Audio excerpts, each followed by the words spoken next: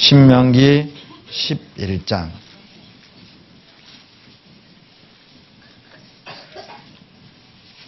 자, 26절로 28절. 26절로 자, 28절. 못 찾으신 분은 화면 보고 읽으시면 됩니다. 같이 읽습니다. 내가 오늘날 복과 저주를 너희 앞에 두나니 너희가 만일 내가 오늘날 너희에게 명하는 너희 하나님 여호와의 명령을 들으면 복이 될 것이요 너희가 만일 내가 오늘날 너희에게 명하는 도에서 돌이켰더나 너희 하나님 여호와의 명령을 듣지 아니하고 본래 알지 못하던 다른 신들을 좇으면 자, 화면 보시면 보세요. 하나님 말씀 잘 들으면 뭐가 돼요? 복 받고 듣지 않으면 뭐 받아요? 저주 받는다. 복과 저주의 언약을 신의 산에서 맺어요. 순종하면 복 받고 불순종하면 저주 받고. 왜 이 복과 저주의 언약을 맺느냐? 죄송한데 저는 에어컨 꺼주세요. 저 감기 기운 있어요. 에어컨 꺼주세요. 왜 복과 저주의 언약을 맺느냐? 여러분, 성경 보면은요, 이스라엘 역사는 미리 기록되어 있어요. 순종하면 받을 복이요, 성경에 기록되어 있어요. 이런 복 받는다? 그리고 저주, 불순종하면 받을 저주가 미리 기록되어 있어요. 이런 저주 받는다? 여러분 생각해 봐요. 세상에 어느 나라 역사가 미리 기록됩니까? 지나간 뒤에 이런 일이 있었다. 이게 역사지요. 그런데 이스라엘 역사는 이렇게 복 받을 거다, 이렇게 저주 받을 거다. 기록된 대로 이루어지는 거예요. 그러니까 보세요. 성경대로 복 받는 걸 보면 증거가 되잖아요. 성경대로 복 받았네?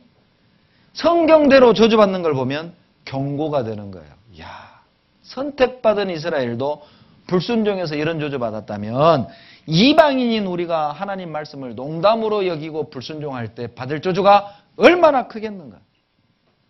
그래서 여러분 증거와 경고용으로 복과 저주의 언약을 맺은 거예요.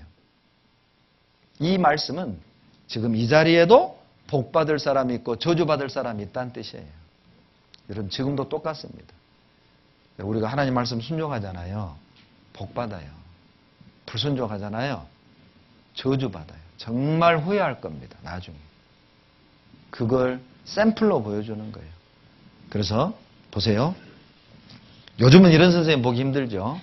저희 학교 다닐 때만 해도 재밌는 분들 참 많았습니다. 벌을 줘도 아주 희귀한 벌을. 너희는 칠판에 올라가. 이 아이가 누구냐면 이스라엘이라고 보시면 돼요. 여러분, 자, 이 아이 벌 받는 거 보고 다른 아이들 떠들어요? 못 떠들어요? 못 떠들어요. 본복이죠, 본복이. 이 애가 이스라엘이라니까요. 이스라엘이 저주받는 걸 보고 서울 사람들 입 딱 다물게 하는 거예요. 순종하게 하는 거예요. 자, 세상 나라 역사는 먼저 일어난 뒤에 나중에 기록이 되죠. 이런 일이 있었다? 이게 역사잖아요. 그런데 이스라엘 역사는 달라요. 받을 복이 먼저 기록되어 있고 받을 저주가 먼저 기록됐고 기록된 대로 이루어지는 거예요. 그러니까 이스라엘 역사는 놀라운 역사고 기적의 역사인 거예요. 그래서 이스라엘을 여호와의 증인이라고 하는 겁니다. 실제 이스라엘 역사를 보면 복받다가 저주받다가 복받다가 저주받다가 그리고요 예수님을 십자가에 못 박아 죽인 뒤에는요 2000년 동안 저주를 받습니다. 2000년 동안. 이 복받고 저주받는 사이클이 점점 길어집니다. 7년 저주받다가 20년 저주받다가 70년 저주받다가 2000년 마지막 때 저주받는 거예요.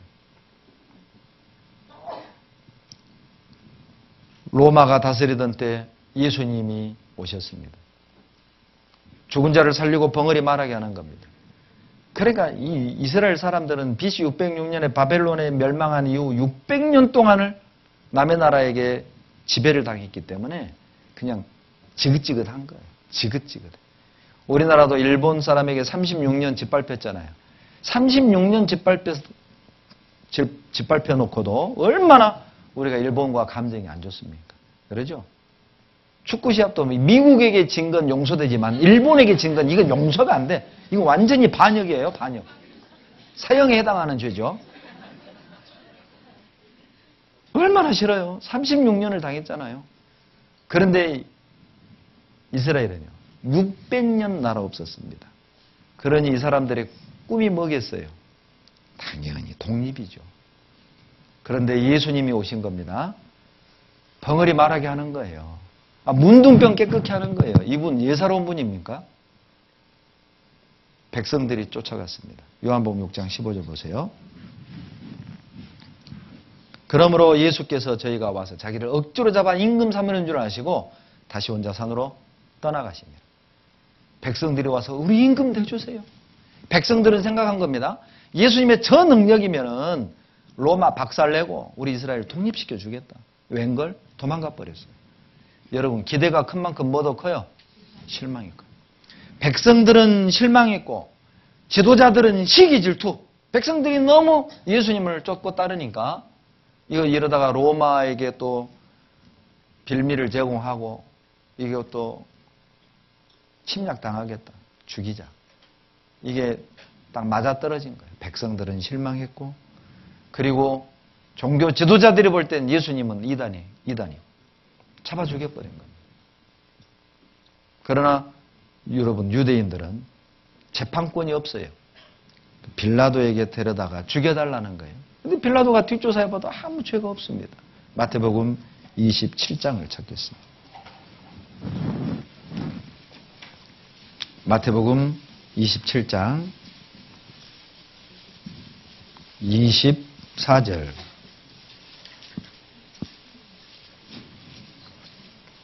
24절, 25절 같이 읽습니다. 빌라도가 아무 효염도 없이 도리어 밀란이 나려는 것을 보고 물을 가져다가 무리 앞에서 손을 씻으며 가로되 이 사람의 피에 대하여 나는 무죄하니 너희가 당하라. 백성이 다 대답하여 가로되 그 피를 우리와 우리 자손에게 돌릴지어다거나. 여러분 보세요. 백성들의 대답을 들어보세요. 좋다. 예수 죽인 피값 우리와 우리 자손에게 돌려라. 여러분, 말이 뭐가 돼요? 씨가 되죠. 여러분, 함부로 말하면 안 됩니다. 우리도 전도하다 보면은요, 남편들 중에 꼭 그런 분 계셔요. 야, 지옥 가면 내가 가지 너가 가냐? 귀찮게 하지 마. 나 지옥 갈 거야. 내 맘대로 살 거야. 이런 분 가끔 있죠. 자, 그분들에게 하나님 하신 말씀이 마태복음 12장 36절입니다. 같이 읽습니다. 내가 너희에게 이르노니 사람이 무슨 무익한 말을 하든지 심판날에 이에 대하여 신문을 받으리니 내 말로 의롭담을 받고 내 말로 정죄함을 받으리라. 여러분, 무슨 무익한 말을 하든지 그대로 심판받습니다. 하나님이 다 듣고 다 보고 계셔요. 함부로 말씀하시면 안 돼요. 보세요. 유대인들은 자기들이 내뱉은 말대로 예수님을 죽인 당시 우리에 해당된 그 사람들 그리고 그 후손들 가는 곳마다 저주를 받습니다. 예수님을 십자가에 못 박아 죽였던 우리에 해당된 그들은 AD 70년 로마 타이터스 장군이 8만 5천 대군을 이끌고 예루살렘을 쳐들어갔어요. 그때가 무교절이었습니다. 270만 명이 예루살렘에 운집해 있었어요. 예루살렘 문을 딱 걸어 잠그고 싸우질 않아요. 삼중성벽이었거든요. 어떻게 해볼 도리가 없어요. 5개월 동안을 로마 군대가 예루살렘을 딱 감싸서 포위했습니다. 아사작전이죠. 그래? 안 싸우겠다고? 좋다. 굶겨 죽여버린 거예요. 5개월 만에 북쪽 안토니아 성을 무너뜨리고 들어갑니다. 보이는 대로 죽이는데 심지어는 역사적 기록에 임신한 유대인 여자 배를 갈라서 태를 빼가지고 쳐 죽였다고 나와요. 골목길에 피가 흐르는데 복숭아 뼈까지 피가 흘렀다고 돼 있어요. 여러분, 몇 명 중에야 골목길에 피가 복숭아 뼈까지 차서 흘러내릴까요? 그때 당시 타이터스 장군이 그 광경이 너무 무서워서 독백한 내용이 역사책에 기록되어 있습니다. 하나님, 나는 책임 없습니다. 나는 이 사람들을 살려주려 했지만 이들 스스로 자처한 거예요. 독백이 나와요. 뿐만 아니라 그때 110만 명 학살하고 9만 8천 명 포로로 잡아갑니다. 그리고요, 우리 자손에 해당된 그 후손들은 2000년 동안 나라 없이 유랑 생활을 해요. 자, 주요 순환사만 제가 그냥 적어왔습니다. AD 135년에 로마 하드리안 황제는 58만의 유대인을 죽이고 법을 만듭니다. 유대인들은 이스라엘의 예루살렘에 살지 못하게 하라. 예루살렘 이름도 바꿔버려요. 엘리아 카피톨리나로. 로마의 우상 이름입니다. 그리고 이스라엘을 팔레스타인으로 이름을 고쳐버려요. 하드리안이 그랬습니다. 그리고 AD 313년 밀라노 칙령에 의해서 유대인들은 예수님 죽인 마귀 자식이라 해가지고 유대인을 죽여도 살인이 아니었습니다. 그리고요, 1096년부터 1291년 약 200년 동안 십자군 전쟁 때도 가는 곳마다 유대인을 죽였죠. 가장 최근에는 1939년에서 45년 2차 대전 중 6년 동안 625만 8,484명의 유대인을 죽였어요. 독일군이. 여러분, 이거 좀 이상하지 않나요? 2차 대전의 발단은 독일이 폴란드를 침공한 겁니다. 유대인하고 전혀 관계없는 전쟁이고요. 그리고 유대인은 48년에 독립을 했어요. 39년에서 46년까지, 5년까지 나라 없이 남의 나라에 더부살이하는 떠돌이 민족이었다니까요. 그러면 왜 독일군은 유대인을 골라 죽였냐는 거예요. 아리안 우월주의라고요. 그건 유대인 학자들이 지어낸 얘기입니다. 독일이 민족성이 우수한데 유대인들이 똑똑하니까 씨를 말리려고 그런 거다. 이건 유대인 학자들이 지어낸 얘기고요. 예수님을 죽인 저주의 결과입니다. 그 저주가 성경에 미리 기록되어 있다니까요. 열방에 흩어버릴 것. 가는 곳마다 칼에 죽임당할 것. 땅은 황무지로 바뀔 것. 그리고 칼로 죽이는데 그냥 죽이는 게 아니라 옷을 벗겨 죽이고 장식품 뺏고 머리카락 다 잘라버리고 몸에다가 칼질할 것. 자자한 흔적이 칼질할 것입니다. 그것이 성경에 미리 기록되어 있어요. 전 세계에 흩어버렸습니다. 지금도 이스라엘로 돌아와서 사는 유대인들의 국적만 100개가 넘고 민족을 분류하면 70개 민족에 해당된다고 그래요. 2000년 동안 흩어지면서. 보세요. 자, 신명기 찾겠습니다. 28장. 신명기 28장입니다.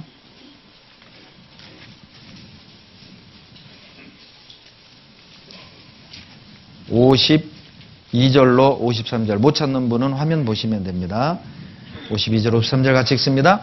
그들이 전국에서 내 모든 성읍을 에워싸고 내가 의뢰하는 바 높고 견고한 성벽을 다 헐며 내 하나님 여호와께서 내게 주시는 땅의 모든 성읍에서 너를 에워싸리니 내가 대적에게 에워싸이고 맹렬히 쳐서 곤란케 함을 당함으로 내 하나님 여호와께서 내게 주신 자녀 곧 내 몸의 소생의 고기를 먹을 것이라. 여러분 52절에 보면 이스라엘 사람들이 의뢰하는 높고 견고한 성벽이 뭐겠어요? 예루살렘 성입니다. 다 헐어버렸어요. 포위해가지고. 이게 AD 70년에 이루어진 겁니다. 그리고 내 몸의 소생의 고기를 먹을 거라고 그랬잖아요. 실제 요세푸스 유대 전쟁사에 보면은 이 AD 70년에 예루살렘을 함락할 때 함께 갔던 유대인 장군입니다. 로마 군대에 잡혀가지고 로마로 귀화했어요.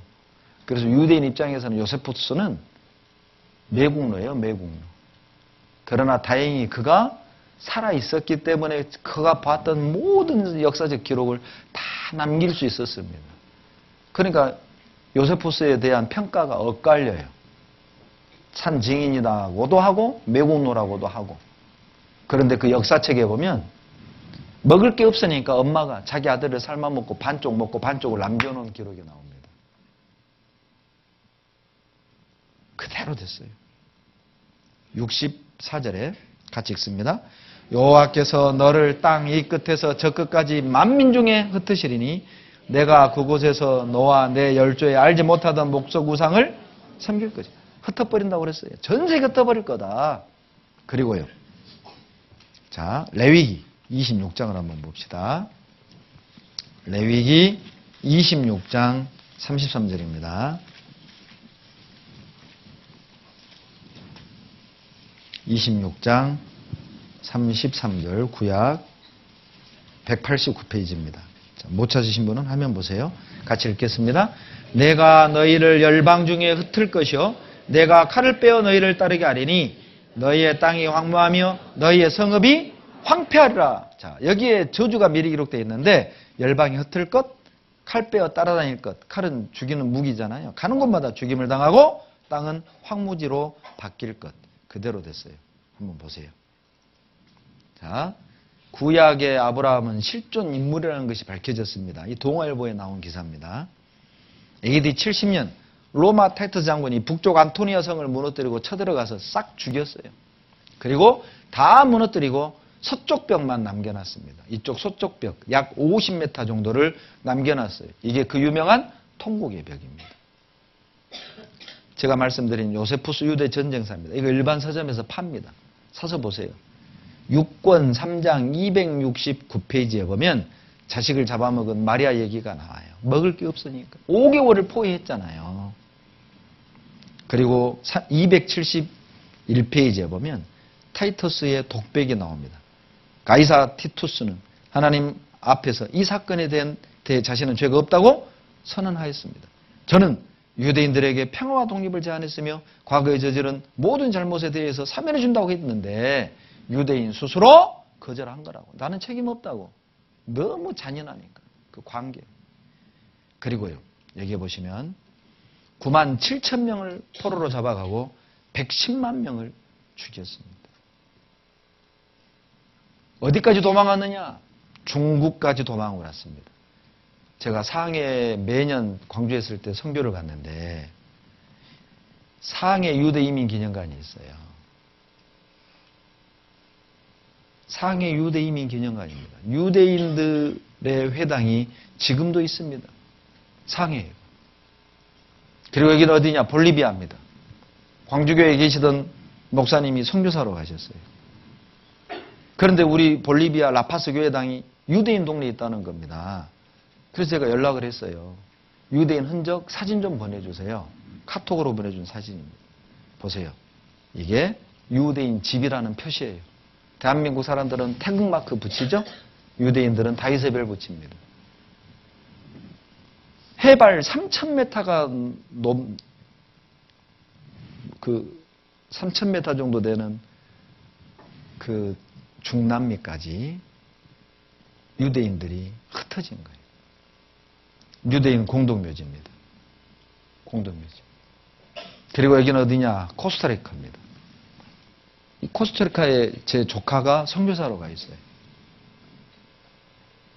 거기에 유대인 박물관에 있습니다. 이게 구미교회 목사님인데 저 이제 동서대시거든요. 거기 코스타리카 그 큰아들이 선교사로 가 있어요. 그런데 그 동네 유대인이 있어서 가신 거예요. 그 유대인하고 찍은 겁니다. 여기까지 유대인들이 도망온 거예요. 에스겔 23장 26절에 보면은 또 내 옷을 벗기며 내 장식품을 빼앗을지라. 죽는데 그냥 안 죽여요. 옷 벗겨 죽여요. 여러분 이거 참 이해할 수 없는 말씀이에요. 여러분 전쟁 중에 바빠 죽겠는데 언제 포로 옷 벗깁니까? 그런데 신기하게 유대인들은 대부분 발가벗겨 죽임 당했어요. 보세요. 대부분 발가벗겼어요. 주님 말씀대로. 에스겔서는 2600년 전 말씀입니다. 하나님 말씀대로. 그대로 저주받은 거예요. 장식품 뺏는다고 그랬잖아요. 신발 보세요. 유대인 금이빨 뽑아가지고 만든 금괴 폭로하고 있고요. 썩는 냄새 진동한다고 그랬죠. 독일군이 시체 버리고 도망갔습니다. 한 사람 한 사람 못 묻어요. 너무 많으니까 포크레인으로 땅을 파서 불도저로 밀고 덮고 그 앞에다가 비석을 세워요. 2,000, 5,000. 여기 2,000명 묻었다. 여기 5,000명 묻었다. 폴란드에 그 무덤이 지금도 있습니다. 그런데 자, 이 연합군 얼굴 좀 보세요. 썩는 냄새 때문에.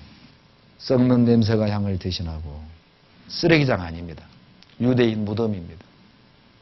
거의 발가벗겼습니다. 여러분 이게 뭔지 아세요? 제가 광주교에 있을 때 광주교회 자매님이 폴란드에서 2년 살았습니다. 아우슈비츠 수용소에 갔는데 유대인들을 학살했던 그 목욕탕 벽입니다. 벽. 이게 유대인들 손톱 자국이래요. 너무너무 고통스러우니까 손톱으로 시멘트 벽을 빡빡 긁었는데 움푹 패인 거예요. 그 자매님이 보내준 사진이에요. 2번 다시 가기 싫대요. 저희들이 보여주는 자료는요, 아무것도 아니래요. 가보면 끔찍하다는 거예요. 그런데 성경을 모르잖아요. 그냥 불쌍하다 이렇게 끝나요. 불쌍하다 이렇게 끝나요. 왜 이들이 이렇게 고통을 당해야 했습니까? 그 피를 우리와 우리 자손에게 돌릴지어다. 순종하면 복받고 불순종하면 저주받는 예언대로 성취된 거예요. 대머리 되게 한다고 그랬죠? 이사야 3장 24절에 대머리 되게 한다고 그랬잖아요. 대머리 됐어요. 여자들 머리카락 다 잘랐습니다. 머리카락 7톤 보관해놨어요. 머리카락으로 담요 만들고 카페트 만들어 팔아가지고 전쟁 비용 썼다니까요. 안 믿어지시죠? 어떻게 머리카락으로 옷감을 만들어? 보세요. 머리카락으로 만든 옷감입니다. 카펫입니다. 자자한 흔적입니다. 칼질해놨어요. 살아있는 유대인 묶어서 실험을 한 거예요. 그래서 독일 의료기구, 의약품이 그렇게 좋은 이유가 그겁니다. 사람 가지고 실험했거든요. 이때 살아남은 어른 몸무게가 23kg입니다. 여러분 몇 킬로예요? 넘어갑시다. 세상에 사람 목 잘라서 이렇게 박제를 만들었어요. 그렇게 40만 명을 실험용으로 만들었어요. 미국에 가면 대도시에는 거의 대부분 학살 기념관이 있어요. 제가 2006년 3월에 디트로이트를 다녀왔는데 디트로이트에 최초로 세워진 학살 기념관이 있습니다. 거기에 들어갔더니 홀로코스트 메모리얼 센터죠. 여기 보면 87세 마크라는 이 노인 포로 수용소에서 살아남았어요. 자기가 살아난 얘기를 하는데요. 발발발발 떨면서 울어요. 아침 5시부터 밤 9시까지 일을 했답니다. 아침밥으로는 커피 한 잔, 빵 한 덩어리, 점심으로는 수프 한 잔, 저녁 없어요. 아파서 병원 간 사람은 돌아온 적이 없습니다. 다 죽여버린 거예요. 여러분 우리는 약 600만 명 이렇게 세죠. 유대인은 절대 약으로 세지 않습니다. 625만 8,483명. 마지막 한 명까지 다 세요. 여기는 뉴욕, 워싱턴에 있는 홀로코스트 메모리얼 뮤지엄입니다.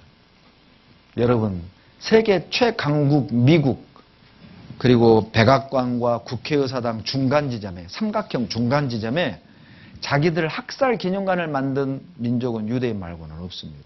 제가 여기 2번 갔다 왔어요. 정문에 들어가서 한시 방향에 뭐라고 써붙여놓은지 아세요? 유나이티드 스테이트 홀로코스트 메모리얼 뮤지엄입니다. 학살 기념관입니다. 한시 방향에 보세요. 이사야 43장 10절을 새겨놨어요. 안 보이신가요? 자, 다시 보여드릴게요. You are my witness. 이사야 43장 10절. 너희는 나의 증인이요. 이사야 43장 10절을 새겨놓은 겁니다. 이 빵모자 쓴 사람 다 유대인입니다. 물어봤어요.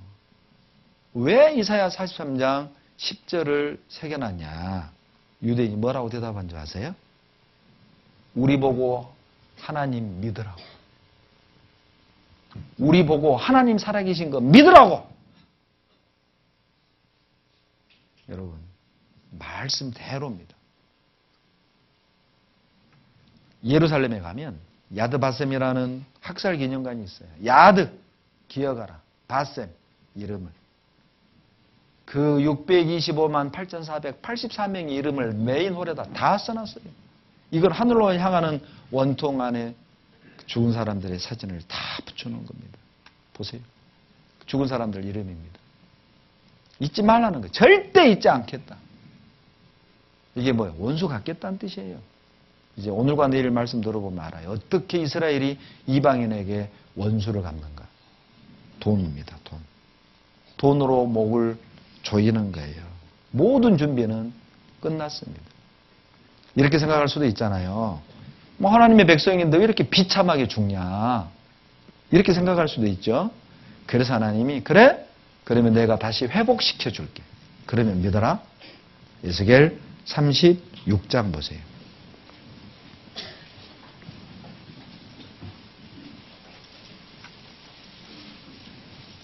에스겔 36장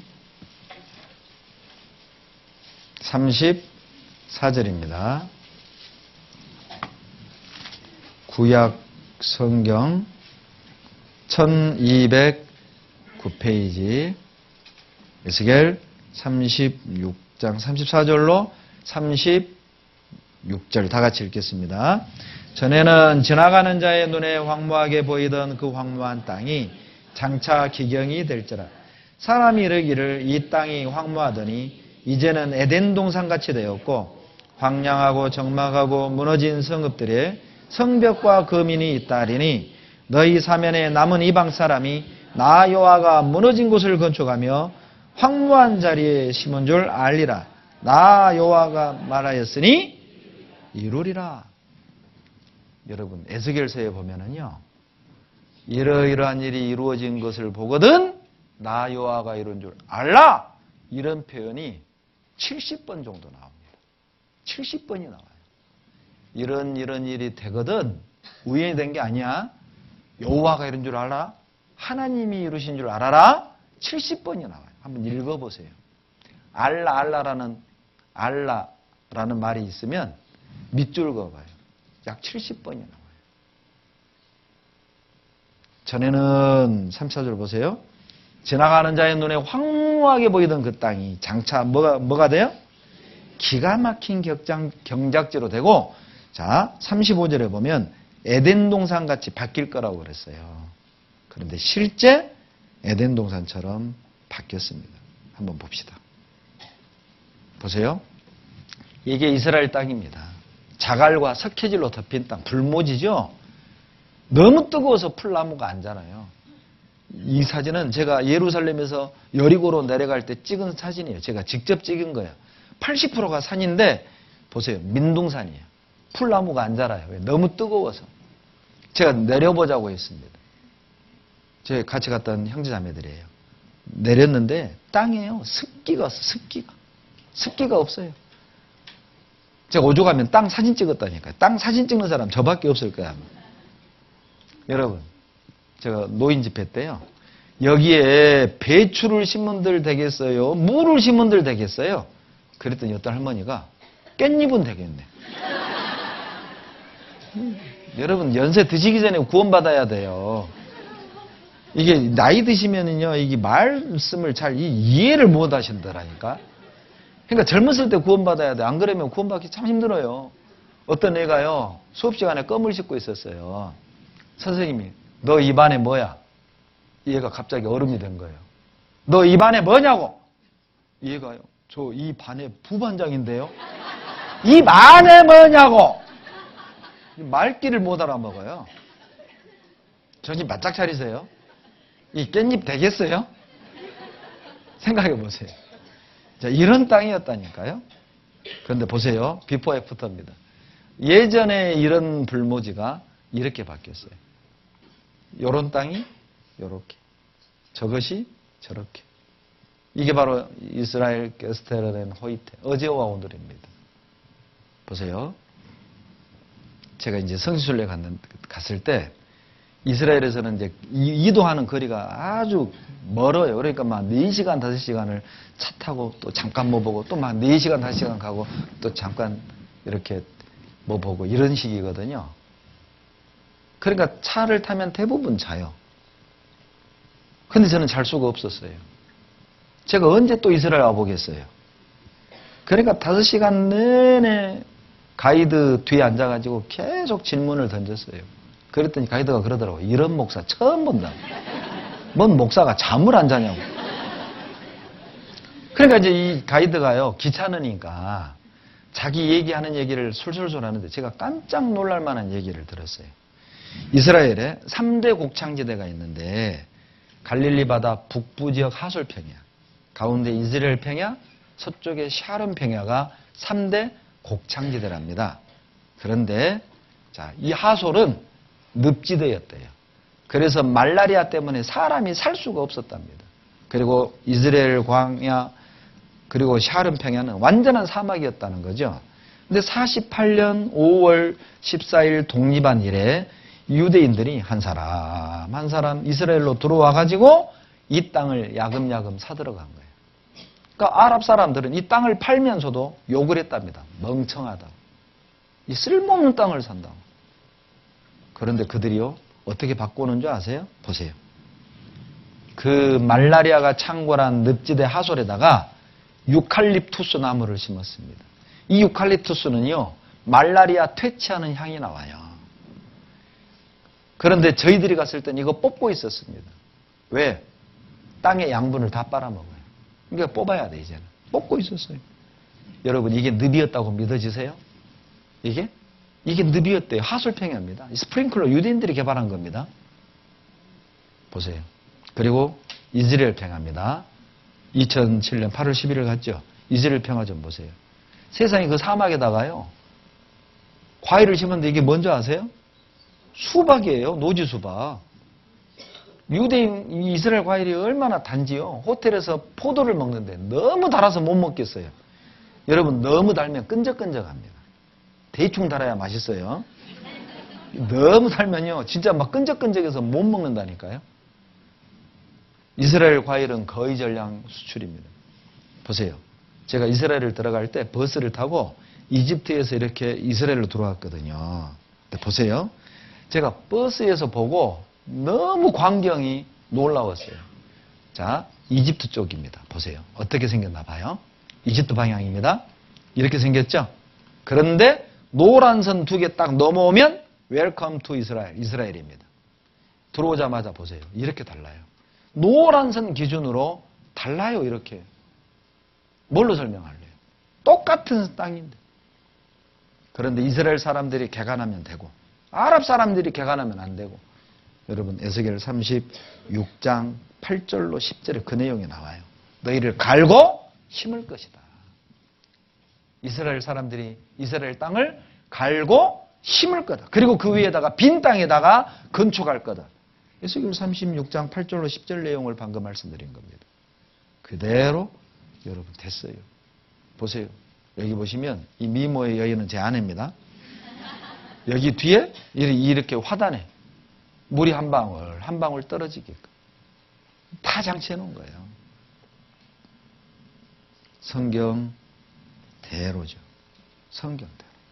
더 놀라운 건 2000년 동안 뿔뿔이 흩어져 버린 이스라엘 백성을 다시 다 돌아오게 하겠다. 그것도 예언해 놨어요. 37장. 자, 37장 11절 보세요. 11절. 다 같이 읽습니다. 또 내게 이르시되 인자야 이 뼈들은 이스라엘 온 족속이라. 그들이 이르기를 우리의 뼈들이 말랐고 우리의 소망이 없어졌으니 우리는 다 멸절되었다 하느니라. 무슨 말씀이냐면 1절부터 쭉 읽어보면 하나님이 에스겔에게 환상을 보여주는데 계곡 안에 완전히 말라비틀어버린 뼈들이 널브러져 있는 거예요. 하나님이 물어요. 에스겔아, 뼈들 살겠냐? 하나님만 아시죠. 그래? 너 내가 시킨 대로 해봐. 뼈들아 붙어라. 힘주라 붙어라. 피부야 덮여라. 생기야 들어가라. 그 완전히 말라비틀어진 뼈가 큰 군대가 된 거예요. 그걸 설명해 주는 거예요. 다니엘아, 에스겔아, 이 뼈들이 누군지 아니? 11절. 이 뼈들은 누구라고요? 이스라엘 온 족속이라. 어떻게 뼈가 삽니까? 어떻게 뼈가 다시 삽니까? 불가능하죠. 여러분, 세계 인류 역사 속에서 자기 나라 없이 2000년 동안 떠돌이 생활하다가 독립한 나라 보셨어요? 소개해 줘 보세요. 2000년 동안 120개 국가에 흩어져 살다가 2000년 만에 자기 나라 돌아가서 나라를 세운 민족 한번 얘기해 줘 보세요. 그런 나라 없습니다. 그냥 우리가 생각을 안 하고 들으니까 그런가 보다 하죠. 인류학적 면에서 보면 불가능한 게 일어난 거예요. 기적이 일어난 거라고요. 그래서 마른 뼈라고 말한 겁니다. 그리고 12절 더 구체적인 얘기예요. 희망이 없는 마른 뼈 같은 이스라엘을 회복시켜서 어떻게 하느냐? 12절 다 같이 읽습니다. 그러므로 너는 대언하여 그들에게 이르기를 주 여호와의 말씀에 내 백성들아 내가 너희 무덤을 열고 너희로 거기서 나오게 하고 이스라엘 땅으로 놀랍지 않습니까? 다시 회복시키는 것뿐만 아니라 땅으로 돌아가게 해주겠다는 거예요. 돌아가게 해주면 13절 같이 읽습니다. 내 백성들아 내가 너희 무덤을 열고 너희로 거기서 나오게 한즉 너희가 나를 여호와인 줄 이스라엘이 독립을 하고 이스라엘이 자기 땅으로 돌아간다면 여호와를 알고 믿으셔야 됩니다. 그 하나님이 하신 겁니다. 사람 능력으로 할 수 있는 일이 아닙니다. 자, 돌아가는 방법도 얘기하셨는데 화면 보고 이사야 43장 5절 6절 같이 읽습니다. 두려워 말라 내가 나와 함께하여 내 자손을 동방에서부터 오게 하며 서방에서부터 너를 모을 것이며 내가 북방에 기르기를 놓으라 남방에 기르기를 구려하지 말라 내 아들들을 원방에서 이끌며 내 딸들을 땅끝에서 오게 하라. 여러분 동방에서 오고 서방에서는 모으는데 북방은 놔 남방에는 막지 마 이렇게 표현하고 있죠. 이유가 있어요. 보세요. 예루살렘을 중심으로 자 동쪽은 자유국가입니다. 오는데 문제 없어요. 서쪽 아프리카도 모으는데 문제 없어요. 그런데 북방에 되기를 놓으라. 예루살렘 정북방이 모스크바입니다. 못 가게 잡았습니다. 이스라엘이 독립했다는 소식을 듣고 러시아에 당시 300만 넘는 유대인이 살고 있었거든요. 돌아가려를 때 이민세 내놔. 평생 벌어도 갚을 수 없는 세금을 때린 거예요. 가지 말란 말이죠. 그때부터 러시아는 경제가 곤두박질이었어요. 먹을 게 없어지니까 미국이 미를 주는 대가로 이민세 폐지했다니까요. 그렇게 86년에 100만이 돌아왔어요. 89년에 7만, 90년에 20만이 돌아왔다니까요. 자료 찾아보세요. 제가 광주교회 있을 때 2005년에 러시아에서 목사님 5명이 와서 광주교회에서 한 달을 성경 공부하고 왔습니다. 제가 물어봤습니다. 이거 사실이냐? 사실이라는 거예요. 실제 사실이라고. 그리고 예루살렘 남쪽이 에티오피아죠? 고려하지 마. 맹기스토에 의해서 공산혁명이 일어났죠. 반란이 일어났어요. 그 소식을 듣고 미국 CIA 그리고 이스라엘 정부가 연합해서 84년 11월부터 85년 1월까지 12,000명을 탈출시켰어요. 그 유명한 모세 작전입니다. 나머지는요. 91년 5월 24일부터 25일 1박 2일 동안 15,000명을 살려냈어요. 빼냈어요. 그게 솔로몬 작전입니다. 그런데 자 비행기 타고 온다고도 돼 있어요. 에스겔 37장 14절에 너희 고토에 거하게 하리니 나 여호와가 이 일을 말하고 이룬 줄을 너희가 알리라. 고향 땅으로 돌아오면 하나님이 이룬 줄 알리라. 우연이 된 게 아니라는 겁니다. 전세 곁에 있는 유대인들이 돌아올 거다. 60장 8절 같이 읽습니다. 저 구름같이 비둘기가 그 보금자리로 날아오는 것 같이 날아오는 자들이 누구뇨? 여러분 이사야 성경은 2700년 전 예언입니다. 말 타고 소 타고 걸어다니던 그 시대에 보세요. 이런 표현이 말이 됩니까? 날아오는 자들. 비행기도 없는 그 시절. BC 700년경에 날아오는 자들이 누구뇨? 그런데 어때요? 비둘기가 보금자리로 날아오는 것 같이 그들이 날아왔어요. 날아오는 자들이 누구뇨? 모실래요? 날아온 민족. 여기 보면은요. 자, 북방에 이르기를 놓으라. 러시아에서 유대인 이민세, 미국 밀과 바꾸는 유대인 이민세. 미국이 밀을 주는 대가로 유대인 이민세 폐지했습니다. 그래서 소련에 있는 유대인 이민을 허용했어요. 그렇게 소련 유대인이 본국으로 대이동했습니다. 90년까지 200만 명 가까이가 이동을 했어요. 그리고 남방, 구려하지 마라. 에디오피아죠. 에디오피아에 있는 흑인 유대인들, 여기 보세요. 모세 작전 12,000명 데려왔습니다. 그리고 나머지 유대인 91년 5월 24일부터 25일 솔로몬 작전으로 15,000명 데려왔는데 날아오는 자들이 누구뇨? 전보 비행기가 800명 타는데 의자 다 뗐습니다. 1087명 태워서 기네스북에 올랐죠? 날아오는 자들이 누구냐? 날아왔어요. 보시죠. 제가 시카고에 갔을 때 유대인 책방에 갔는데 제가 이렇게 물었어요. 이 랍비에게. 에스겔 37장이 당신들 유대인들이 이스라엘로 돌아가는 예언으로 알고 있는데 당신 어떻게 생각하냐? 뭐라고 대답한 줄 아세요? sure. 확실하다. 왜 우리가 이스라엘로 돌아가야 되는지 이유는 모르는데 여호와께서 돌아가라고 했기 때문에 우리 돌아간다. 저는요 89년에 이 성경 처음 배웠습니다. 그때도 충격이었지만 유대인에게 직접 확인하는데요 소름이 돋아요. 성경대로입니다, 여러분.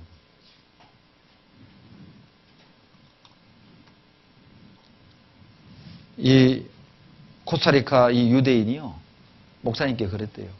이분도 저 목포교회 제 동서인데요. 2030년 안에 전 세계 흩어져 있는 유대인들이 이스라엘로 돌아갈 프로젝트가 다 이미 짜여져 있다는 거예요. 자기 가족도 이미 돌아갔고 자기도 돌아갈 준비하고 있는데 여러분 나라별로 돌아가는 기간이 정해져 있답니다. 전 세계에서 동시에 들어와 버리면 난리 나니까 아프리카 지역은 언제, 남미는 언제, 중미는 언제, 북미는 언제, 아시아는 언제 기간이 정해져 있대요. 자기가 이스라엘로 가면은 살 아파트 동호수까지 알고 있어요. 그런데 2030년 안에 돌아갈 프로젝트랍니다. 어떻게 생각하십니까? 하나님 말씀 살아있어요.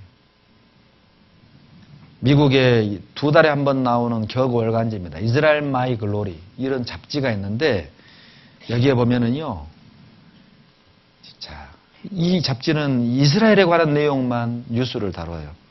벤구리온 국제공항에 텔아비브에 있는 벤구리온 국제공항에는 수천 명의 유대인들이 이스라엘 땅을 밟고 있대요. 지금도 수천 명의 유대인들이 매달 이스라엘로 돌아가고 있어요. 직접 한번 들어보십시오. 중국의 유대인도 돌아가고 있습니다. 이른 새벽부터 2천여 명의 환영 인파가 텔아비브 벤구리온 국제공항에 모여들었습니다. 알리야가 이스라엘로 돌아가는 걸 말하는 겁니다.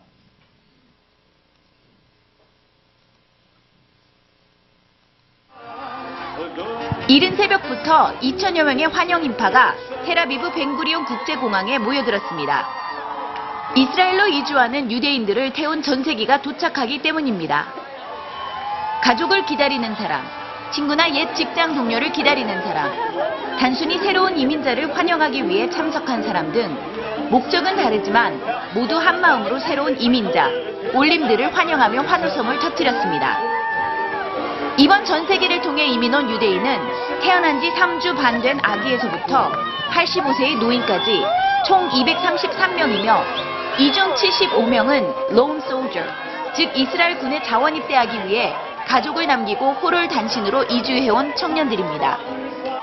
종교인이든 비종교인이든 그들이 고토로 돌아오는 이유가 바로 이곳이 집이자 고국이기 때문이라고 대답하는 유대인들.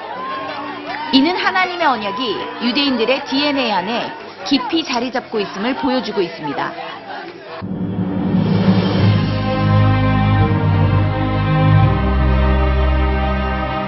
중국 카이펑 개봉이라고 하죠. 포청천으로 유명한 곳입니다. 개봉이. 거기에 유대인이 돌아가고 있습니다.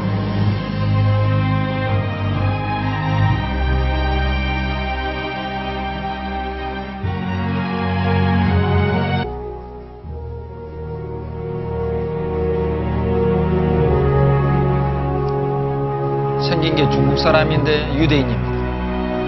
1000년의 역사가 지나면서 중국화된 거죠. 아침마다 매일 예루살렘을 향해 기도합니다. 돌아가게 해달라고.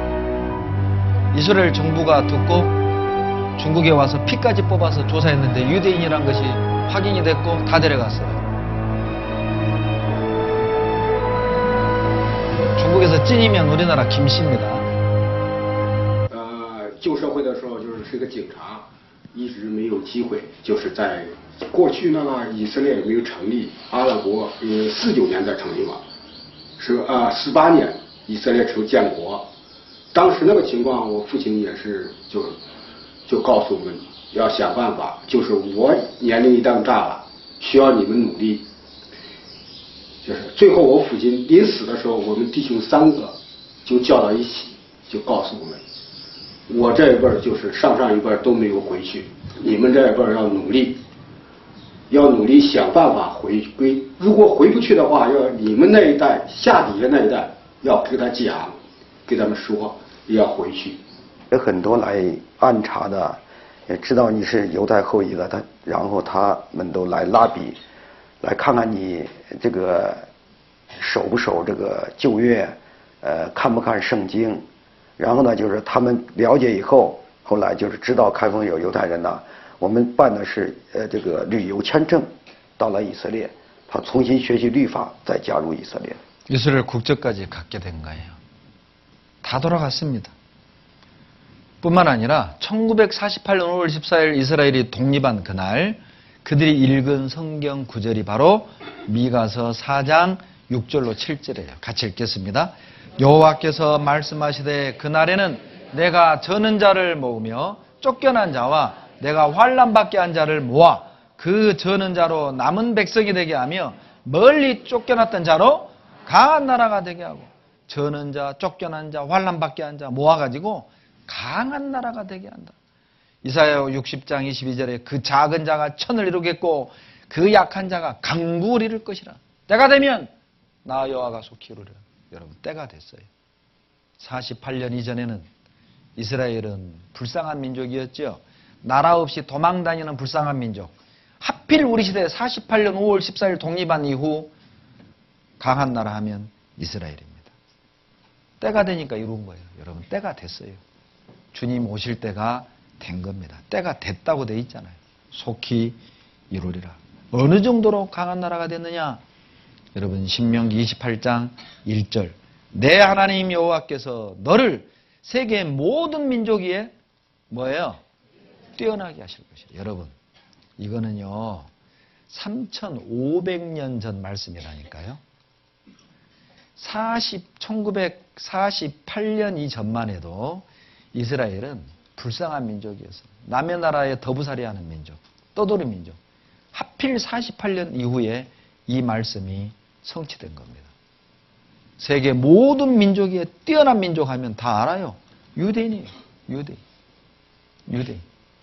만약에 여러분 삼국사기에 지금으로부터 1145년에 기록이 된 삼국사기에 만약에 조선이 세계 모든 민족 위에 뛰어난 민족이 될 거다.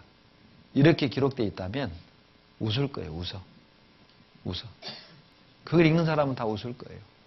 그런데 성경이 3500년 전 말씀에 이스라엘이 뛰어난 민족 될 거다. 그대로 됐어요. 이 책 추천해 드립니다. 우리나라 외교관 박재선 씨가 쓴 책입니다. 세계를 지배하는 유대인 파워. 꼭 읽어보세요. 서점에 있어요. 여기에 보면 이 박재선 씨는요 외교관 출신입니다. 여러 나라를 돌아다니며 유대인을 보는데 이게 특이한 거예요. 그래서 책을 쓴 겁니다. 그 책 19페이지 서문에 보면 유대인의 총명한 기질은 뭐라고요? 선천적이에요. 이 자기가 봐도 이건 선천적이에요. 교육열이 아니야.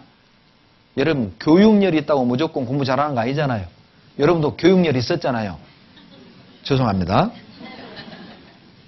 그리고요 이 유대인들 노벨 수상자를 보면 유대인이 184명이에요. 유대인 노벨 수상자 184명. 그리고 미국 대기업 CEO 27%가 유대인. 그리고요 신문, 방송, 매체 45%가 유대인. ABC, CBS, MBC, CNN, 폭스뉴스, 경영기, 보도지, 앵커 유대인 대다수. 미국의 8개 명문 사립대 아이비리그라고 하죠. 총장, 교수 40% 유대인. 미국의 변호사 50% 이상이 유대인. 영화 50대 영화 제작자, 시나리오, 캐스팅 담당, 감독 60%가 유대인. 이건 뭐 미국을 장악했다고 보시면 됩니다. 자, 여기 보시면은요. 여러분 알만한 회사는 다 유대인이라고 보면 됩니다. 코스트코 유대인 겁니다. 프라이스, 홈디포 유명하죠? 미국 가면 홈디포에 있는 모든 것으로 집을 그냥 지을 수 있어요. 홈디포에 있는 것으로. 스타벅스, 베스킨로빈스, 탐앤제리, 델, 오라클, 인텔 유대인이 설립한 회사들입니다.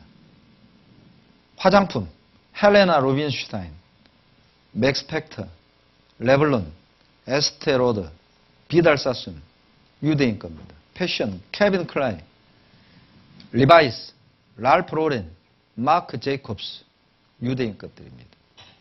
여기 보시면 자 노벨상 독식의 유대인들이 2013년도에는 노벨 수상자 8명 중 6명이 유대인이었습니다. 할 말 다 했잖아요.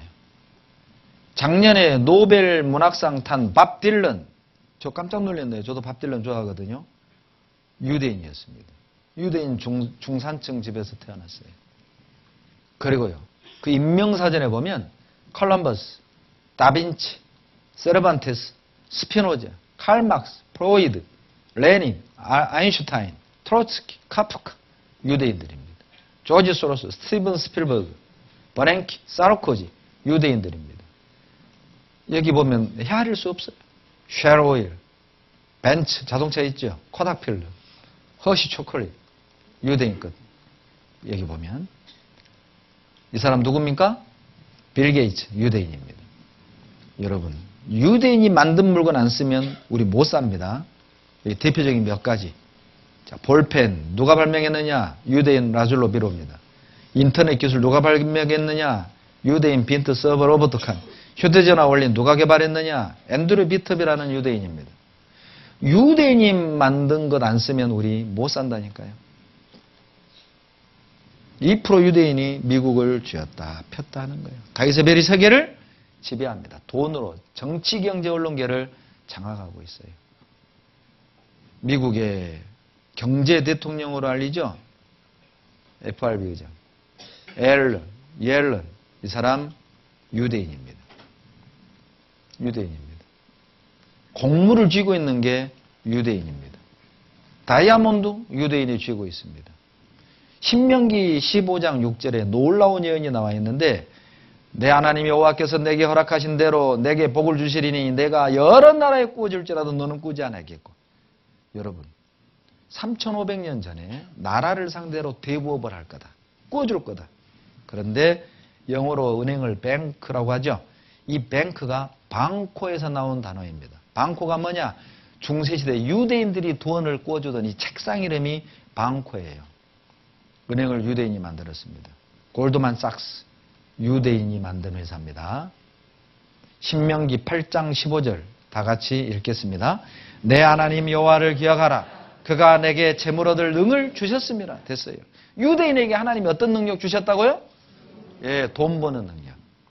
그러죠.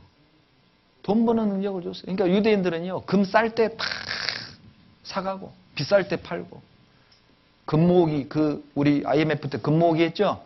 유대인들 다 사갔습니다. 우리나라도 능력이 있죠? 우리나라는 어떤 능력이 있어요? 금 비쌀 때 사고, 쌀 때 팔고. 이러니 돈 벌겠어요? 유대인 못 따라가요. 보세요. 돈 버는 능력 한번 보세요. 여러분, 유럽의 로스차일드라는 유대인이 재산이 5경이에요. 5경. 별로 안 놀리시네요. 그렇죠. 뭐 5경이 뭔 줄 알아야 놀래죠. 5경은 우리하고 전혀 상관없어요. 몰라도 돼. 몰라도 돼. 우리는 5천만 원 해요. 5천.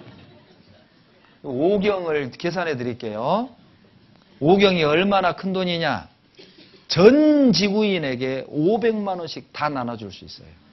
역시 500만 원 해야 우와, 이게 우리 서울 중랑구의 수준입니다. 5경은 저게 뭔데? 500만 원. 우와. 피부로 안 하다요, 5개월. 그러죠? 미국의 유대인 록펠러 재산. 삼성과 비교해 드릴게요. 삼성 자산 가치가 200조라면 록펠러 그룹은 1경 2,000조입니다. 60배죠. 그러니까 삼성은 구멍가게예요. 유대인들이 볼 때 우스워요. 우스워. 우습다고. 이 록펠러 그룹의 엑슨모빌, IBM, 페덱스, GM, 포드, 크라이슬러, 체스 맨하탄은행, 스탠다드 오일, 이 다 유대인 겁니다. 제너럴 일렉트릭, 유대인 겁니다. 이게 다 유대인 겁니다. 돈 버는 능력이 구글도 유대인 겁니다. 이거 다 유대인 겁니다. 이스라엘 지구촌 돈 뭐예요? 싹쓸이. 더 놀라운 겁니다. 여러분, 한술 더 넘어서 이제 이 세계 모든 민족이 유대인을 두려워하게 될 거다. 신명기 18장 10절 여기 같이 읽습니다. 너를 여호와의 이름으로 일컬음을 세계 만민이 보고 너를 두려워하리라. 언제 세계 민족 이스라엘을 두려워했습니까? 이스라엘은 구박받는 왕따였어요. 48년 전에. 그런데 지금은 유대인들 두려워합니다. 오바마도 유대인 압력에 굴복했어요. 미국, 이스라엘은 우리가 지킨다. 오바마, 이스라엘 보호는 미국의 신성한 의무. 이거 오바마 이스라엘 대통령이에요? 미국 대통령이에요? 미국 대외 정책 좌우하는 APEC, American Israel Public Affairs Committee, 미국 이스라엘 공익위원회입니다. 강력한 유대인 로비 단체입니다. 꼼짝 못하는 거예요, 정치인들이. APEC 회의가 있으면 미국 의회가 문을 닫아요. 모든 국회의원이 APEC 회의에 참석합니다. 눈도장 찍으려고. 현실입니다. 오바마도 여기 가면 조연이다. 미국 움직이는 신의 조직. 미국 의원 535명 중 400명이 APEC 회의에 참석해요. 이해 안 되시죠? 이게 바로 돈의 힘입니다. 돈 없이 어떻게 정치합니까? 현대 정치가. 돈으로 군림하는 거예요. 무소불위 이스라엘 로비. 워싱턴에서 유대인 밑보이면 못 살아남아요. 책 한 권 또 소개시켜드립니다. 이스라엘 로비라는 이 책 꼭 사서 보세요. 여기에 유대인의 파워가 어느 정도고 미국이 왜 늘 이스라엘 편만 듣는지 시카고 대학 교수하고 예일 대학 교수가 공저했습니다. 이 책 꼭 사서 보세요. 여기 보면은요. 사회적 근기가 하나 있어요. 뭐냐?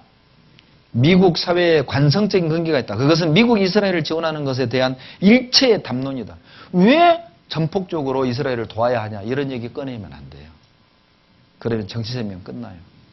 그냥 퍼줘야 돼. 그냥. 그게 근기사항이에요. 미국 사회. 여기에 그 서론에 보면은요. 미국 대통령 선거의 결과를 미리 알 수 없지만 몇 가지 예측은 가능하다. 후보들은 건강관리, 낙태, 동성결혼, 세금, 교육, 이민 문제 등 여러 가지 사안에 의견을 달리할 것이다. 수많은 외교 정책을 놓고도 논쟁할 것이다. 그러나 한 가지 주제에서는 모든 후보가 동일한 목소리를 낼 것이다. 최고의 권력을 원하는 후보들이 이스라엘이라는 유대 국가를 전폭적으로 지원하는데 만장일치, 찬성이. 다른 정책에는 항상 각을 세우는데 이스라엘 지원은 공화당이든 민주당이든 똑같아. 찬성. 왜 그럴까? 그걸 파헤친 책입니다. 돈입니다. 이스라엘 못 건듭니다. 여러분, 이 정도 되면은요, 안 믿는 게 진짜 어려운 거예요. 이 정도 되면 안 믿는 게 어려워요. 여러분, 제가 남자라는 걸 믿는 게 어려워요? 안 믿는 게 어려워요? 이런 여자 봤어요? 물론 우리 집에 닮은 여자애가 하나 있긴 하지만은,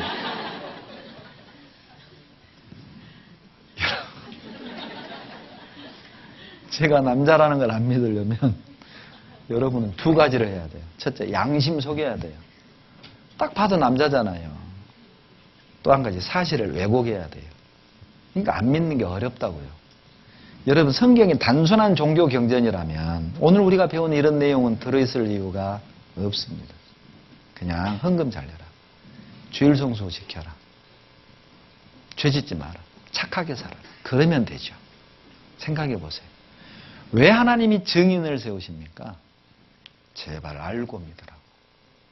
알고 믿으라. 돌이키라. 자, 보세요. 여러분, 진리를 대하는 태도는 두 가지입니다. 사도행전 2장 37절 같이 읽습니다.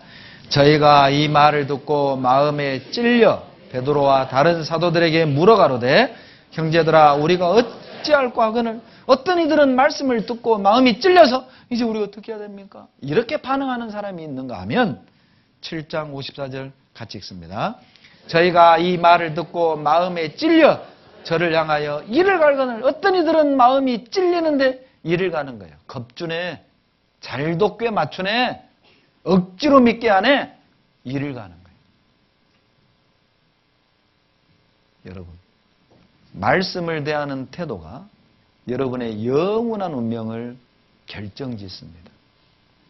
오늘까지 말씀을 듣고 여러분은 이 말씀을 어떻게 대하시렵니까? 오늘까지 말씀을 듣고 여러분은 하나님을 어떻게 대하시렵니까? 절대 미루시면 안 됩니다. 전도서 5장 12절 같이 읽습니다. 대저 사람은 자기의 시기를 알지 못하나니 물고기가 재앙의 그물에 걸리고 새가 올무에 걸린 같이 인생도 재앙의 날이 호련히 임하면 거기 걸리느니라. 미루지 마세요. 물고기가 새가 그물에 걸릴 줄 알았을까요? 우리도 재앙의 날이 호련히 임하면 거기 걸리게 될 겁니다. 이렇게.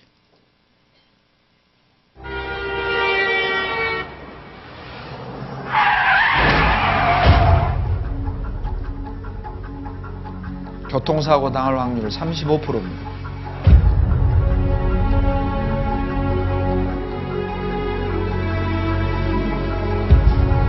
암에 걸릴 확률은 36%입니다. 그래서 우리는 보험을 들어 준비합니다.